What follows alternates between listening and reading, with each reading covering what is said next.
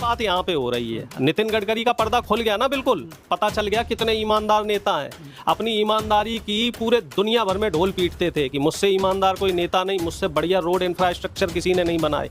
और अब देखो सारे के सारे भेद खुल रहे हैं कि अपने लड़कों के नाम पे कंपनियां बना के उनको 4-4 हज़ार करोड़ 5-5 हज़ार करोड़ के टेंडर दिलवाए गए हैं। इसी तरीके से ये देश की जनता है, सब पता कर लेगी। और AI का ज़माना है, टेक्नोलॉजी का ज़माना है, सब पता लग जाएगा कि गिरिराज सिंह का कहना ये है कि गिरिराज सिंह अपनी कंपनी का प्रचार करने आए हैं। और क्या, कंपनी का प्रचार और भाई नरसिम्हानंद का फायदा, दोनों का फायदा हो रहा है। नरसिम्हानंद की भी दुकान चल रही है, गिरिराज सिंह की कंपनी का प्रचार हो रहा है। और बीजेपी की जो जॉम्बी लॉबी है, जो उनके इशारों पे चलने वाले लोग हैं, RSS के पिट्ठू हैं, वो बेचारे हलाल होंगे।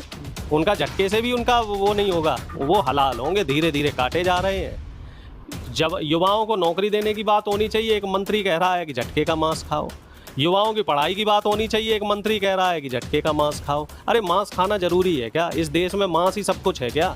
भाई युवाओं की बेहतरी की बात करो, बिहार की बेहतरी की बात करो। बिहार में चुनाव है, तुम बिहार के युवाओं को अब तक तुमने 20 साल में क्या दिया है? और जो तुम्हारी पूरा वो छोड़ दो, तुम्हारी जो लोकसभा है जहाँ से तुम आते हो, वहाँ जनता के डेवलपमेंट के लिए तुमने किया क्या है? सिर्फ और सिर्फ हिंदू मुस्लिम के नाम पे जनता को मूर्ख बना रहे हो। नमस्कार, स्वागत है आपका। मेरा नाम है विपिन विभाग। हमारे साथ कांग्रेस के वरिष्ठ नेता प्रोफेसर रमनेश यादव। स्वागत है रमनेश जी। जी बहुत बहुत धन्यवाद। प्रोफेसर रमनेश यादव, एक वीडियो वायरल हो रही है और वीडियो में जो ये हैं महाराज जी डासना वाले, क्या नाम है उनका? यति नरसिम्हानंद के पास जो बिहार के नेताजी हैं झटका वाले, आप समझ गए होंगे, गिरिराज जी और उनकी सम्मिलित एक वीडियो है। और वीडियो में वो कहते नज़र आ रहे हैं गिरिराज जी से, महाराज जी, कि मैं आज के बाद में आपकी पार्टी के किसी भी नेता का कोई विरोध नहीं करूंगा। और रही बात मीट की, तो मीट पहले खाएं ना, और अगर खाएं तो झटके का मीट खाएं, अब हलाल का ना खाएं। और अब नवरात्रि का समय है, नवरात्रि के समय में मंदिर में बैठकर दोनों ने सम्मिलित वीडियो बनाई है और लोगों को ज्ञान दिया है। देखिए मामले का ही है। अब यही अगर बीजेपी की बजाय कोई विपक्ष का नेता कहता झटके का ना खाओ हलाल का खाओ, तो मुद्दा बन जाता कि भाई नवरात्रे में तुम ऐसी बातें कर रहे हो। और आपको ध्यान होगा अभी ये कुछ वीडियो वायरल हुई थी बिहार में, जो बीजेपी की कोई पार्टी थी, कोई वहाँ प्रोग्राम था, वहाँ मटन और भात बट रहा था। हाँ, मटन हो रही थी। हाँ, और वो नवरात्रि के बीच में कुछ इसी टाइप से वो चल रहा था। और दूसरी बात यहाँ जो एक निकल के आती है कि नितिन गडकरी जो एथेनॉल वाले पेट्रोल का प्रचार कर रहे, तो एथेनॉल वो सप्लाई करने वाली कौन सी कंपनी थी? उसके लड़के की कंपनी, मंत्री जी के। अब गिरिराज सिंह पिछले 1 साल से झटका चिल्ला रहे हैं, बल्कि 2 साल से। अब ये मामला तूल पकड़ रहा। कहीं ऐसा तो नहीं है कि झटका मांस वाली तमाम कंपनियां इन्हीं की हों या इनके बच्चे की हों, इसीलिए झटका चिल्ला रहे हैं। ये हमारे देश के संविधान में आज़ादी है कि आप मांस खाएं या ना खाएं। भाई मैं तो शाकाहारी हूँ, लेकिन अगर कोई मांसाहारी है तो वो उसकी दैनिक दिनचर्या है। भाई प्रोटीन लेने के कई तरीके होते हैं, किसी को मांसाहार पसंद है तो उसको मांसाहार करने दो। हम उसमें ज़बरदस्ती क्यों करें कि नहीं भाई तू झटके का ही खा, तू हलाल का ही खा? क्योंकि मामला इनको राजनीतिक बनाना है। राजनीतिक क्यों बनाना है? क्योंकि हिंदू धर्म वाले झटके का मांस खाते हैं, यूजुअली जो बात है, और मुस्लिम धर्म वाले हलाल का मांस खाते हैं, माफ़ करना, जो हलाल करके खाया जाता है।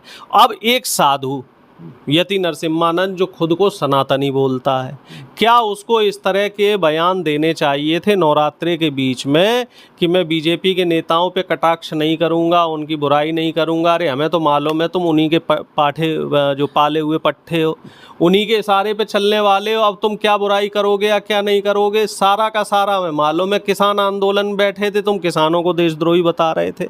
हमें तो नरसिम्हानंद के सारे बयान पता है, पिछले 5 साल से मैं इनकी सारी गतिविधि देख रहा हूँ।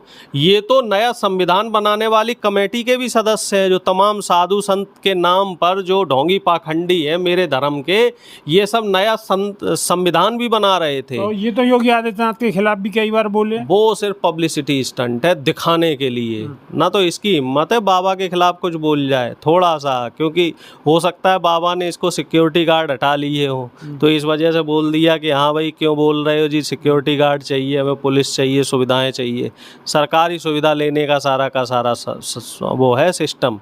और गिरिराज की बात तो मैं पूरी जिम्मेदारी के साथ कह रहा हूँ, जो ये झटका चिल्ला रहे हैं गिरिराज बाबू, इनके बच्चे या इनके नाम की या इनके रिश्तेदार की नाम की कोई झटका मीट की बड़ी कंपनी ज़रूर मिलेगी आपको। इस बात को आप लिख लीजिए, इस बात को आप रिकॉर्ड कर लीजिए, क्योंकि सांच को आँच क्या, और कहते हैं ना हाथ कंगन को फारसी क्या और पढ़े लिखे को फारसी क्या, आरसी क्या और पढ़े लिखे को फारसी क्या। तो वही बात यहाँ पे हो रही है। नितिन गडकरी का पर्दा खुल गया ना, बिल्कुल पता चल गया कितने ईमानदार नेता हैं। अपनी ईमानदारी की पूरे दुनिया भर में ढोल पीटते थे कि मुझसे ईमानदार कोई नेता नहीं, मुझसे बढ़िया रोड इंफ्रास्ट्रक्चर किसी ने नहीं बनाए। और अब देखो सारे के सारे भेद खुल रहे हैं कि अपने लड़कों के नाम पे कंपनियां बना के उनको 4-4 हज़ार करोड़ 5-5 हज़ार करोड़ के टेंडर दिलवाए गए हैं। इसी तरीके से ये देश की जनता है, सब पता कर लेगी। और एआई का ज़माना है, टेक्नोलॉजी का ज़माना है, सब पता लग जाएगा कि गिरिराज सिंह का कहना ये है कि गिरिराज सिंह अपनी कंपनी का प्रचार करने आए हैं। और क्या, कंपनी का प्रचार और भाई नरसिम्हानंद का फ़ायदा, दोनों का फ़ायदा हो रहा है। नरसिम्हानंद की भी दुकान चल रही है, गिरिराज सिंह की कंपनी का प्रचार हो रहा है। और बीजेपी की जो ज़ॉम्बी लॉबी है, जो उनके इशारों पे चलने वाले लोग हैं, आरएसएस के पिट्ठू हैं, वो बेचारे हलाल होंगे। उनका झटके से भी उनका वो नहीं होगा, वो हलाल होंगे। धीरे धीरे काटे जा रहे हैं। जब युवाओं को नौकरी देने की बात होनी चाहिए, एक मंत्री कह रहा है कि झटके का मांस खाओ। युवाओं की पढ़ाई की बात होनी चाहिए, एक मंत्री कह रहा है कि झटके का मांस खाओ। अरे मांस खाना ज़रूरी है क्या? इस देश में मांस ही सब कुछ है क्या?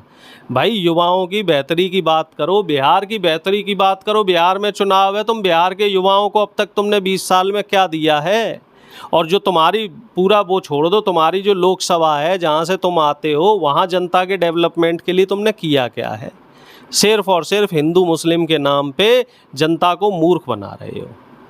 सिर्फ हिंदू मुस्लिम के नाम पर जनता को मूर्ख बनाना कितना सही और कितना गलत है। झटका या हलाल मीट ज़रूरी है या युवाओं को रोज़गार ज़रूरी है?